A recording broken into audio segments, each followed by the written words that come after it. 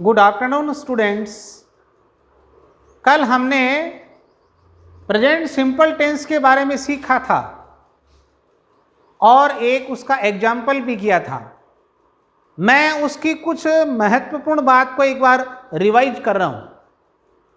मैंने आपको बताया था कि 12 टेंसेस में केवल 2 ही टेंस ऐसे हैं जिनके सकारात्मक वाक्य में यानी अफर्मेटिव सेंटेंसेस में नंबर 2 पर यानी सब्जेक्ट के बाद में हेल्पिंग वर्ब नहीं आती है। ऐसा मैंने एक एग्जाम्पल आपको कल सिखाया था और अभी आपको 2 एग्जाम्पल और सिखाए जाएंगे जिनमें अलग अलग बात आपको सीखने को मिलेगी। जैसे मैं एक पुस्तक पढ़ता हूं। जनरली स्टूडेंट्स के दिमाग में यह बात रहती है कि यदि हमारा सब्जेक्ट एक वचन है, यदि हमारा सब्जेक्ट सिंगुलर है, तो उसमें मेन वर्ब में अफर्मेटिव सेंटेंसेस में एस या ईएस जोड़ते हैं। और जहां तक है ये बात सही भी है, लेकिन वो ये भूल जाते हैं कि जो मैं यानी जो आई है उसके साथ में वर्ब में एस और ईएस नहीं लगता। हालांकि आई एक वचन है, उसके बावजूद भी इसमें जब हम ट्रांसलेशन करेंगे तो एस और ईएस वर्ब में नहीं लगेगा। क्यों नहीं लगेगा यह बहुत कम लोगों को ध्यान में है। यहां मैं एक महत्वपूर्ण बात आपको बताऊंगा, आप ध्यान रखना। 3 प्रकार के पर्सन हैं, फर्स्ट पर्सन, सेकेंड पर्सन और थर्ड पर्सन। यदि आपको यहां बिगिनिंग में शुरू में सिंगुलर थर्ड पर्सन देते हैं, he, she, it, name, singular third person है ये यदि आपको दिया जाता है तो वर्ब की फर्स्ट फॉर्म में एस और एस लगाना है। यदि आपको सिंगुलर फर्स्ट पर्सन जैसे आई है उसके साथ में एस और एस नहीं लगाना है। यह बात बड़े काम की है, ध्यान रखना। कई बार आई गोज, आई प्लेस ऐसा हो जाता है, इसलिए आई एक वचन होने के बावजूद भी इसमें वर्ब की फर्स्ट फॉर्म में एस और एस नहीं लगाएंगे। अब ध्यान देना, मैं एक पुस्तक पढ़ता हूं, सकारात्मक वाक्य है। मैं एक पुस्तक नहीं पढ़ता हूं, नकारात्मक वाक्य है। क्या मैं एक पुस्तक पढ़ता हूं, यह प्रश्नवाचक वाक्य है, इंटेरोगेटिव सेंटेंस है। क्या मैं एक पुस्तक नहीं पढ़ता हूं, यह इंटेरोगेटिव नेगेटिव यानी प्रश्नवाचक नकारात्मक वाक्य है। ये 4 प्रकार के वाक्य मैंने आपको कल भी बताए थे।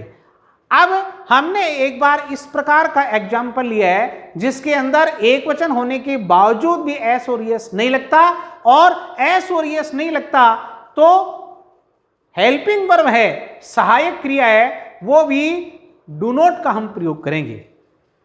मैंने आपको बताया था कि सबसे पहले सकारात्मक वाक्य में सब्जेक्ट आता है, तो सब्जेक्ट क्या हो गया, आई। फिर उसके बाद में हेल्पिंग वर्ब नहीं आएगी। हेल्पिंग वर्ब के बाद में किसका नंबर है, मुख्य क्रिया का। मुख्य क्रिया कौन सी है, रीड, पढ़ना। I read a book. कभी भी यह ध्यान रखना, आई रीड से बुक नहीं होगा, यह मैंने आपको बता दिया है। I do not read a book. प्रश्नवाचक बनाना है तो हेल्पिंग वर्ब को शुरुआत में ले आएंगे, do I read a book, और प्रश्नवाचक नकारात्मक में do I not read a book. इस प्रकार से यह फर्स्ट पर्सन सिंगुलर सब्जेक्ट का एक अलग प्रकार का सेंटेंस आपको सीखने को मिल गया। अब एक इस प्रकार का एग्जाम्पल लेते हैं, तीसरा, जिसमें आपका सब्जेक्ट प्लूरल है। वे खेत में काम करते हैं। यह हमारा सब्जेक्ट क्या हुआ, वे, जिसकी अंग्रेजी क्या होगी, दे। फिर अफर्मेटिव सेंटेंसेस में हेल्पिंग वर्ब नहीं आएगी तो क्या आएगी, मेन वर्ब। मेन वर्ब यानी मुख्य क्रिया। मुख्य क्रिया क्या है, काम करना। काम करना, काम करने का मीनिंग होता है work. They work in the field, यह हो गया अफर्मेटिव, सकारात्मक। नेगेटिव बनाना है, एक बात ध्यान में रखना, 12 टेंसेज में ही ये नियम लगेगा, यदि आप सेंटेंस को नेगेटिव करने जा रहे हैं तो आपको नोट का प्रयोग करना है, और नोट का प्रयोग हमेशा मैन वर्ब के पहले करना है, यह ध्यान रखना। They do not work in the field, ये नोट आया, ये मैन वर्ब है, इसके पहले आ गया।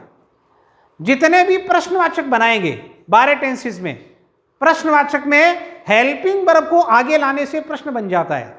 कई बार छोटी क्लासेस में ट्रांसलेशन पूछते हैं, तो क्या तुम खेलते हो, इस प्रकार का वाक्य आ गया तो छोटे बच्चे क्या के स्थान पर वाट लगा देते हैं। वाट नहीं आएगा, प्रश्न बन जाएगा। यदि हम हेल्पिंग वर्ब सबसे पहले लगा देंगे तो प्रश्न बन जाएगा। Do they work in the field. यहां एक छोटी सी बड़ी महत्वपूर्ण बात और बताना चाहूंगा कि जैसे ही हम हेल्पिंग वर्ब को शुरू में लाते हैं तो उसको कैपिटल लिखते हैं, और जब सब्जेक्ट दे को अंदर ले जाते हैं तो उसका टी है वो छोटा लिखते हैं। यह भी एक टॉपिक भी आता है, और यही इसको समझ लो तो आपके लिए अच्छा रहेगा। Do they work in the field, last में क्वेश्चन मार्क लगाएंगे। Do they not work in the field. इस प्रकार से हमारा ये तीसरा एग्जाम्पल पूरा हुआ, जिसमें बहुवचन करता है और हेल्पिंग वर्ब हमने डू नॉट का प्रयोग किया है। अब मैं आपको एक समस्या आपको और आएगी। ये जो टेंसेस चल रहे हैं, ये कक्षा 6 से लेकर के 12 तक के स्टूडेंट्स, या और जिनको नहीं आता कॉलेजेस के स्टूडेंट्स भी इनको बड़ी आसानी के साथ में सीख सकते हैं।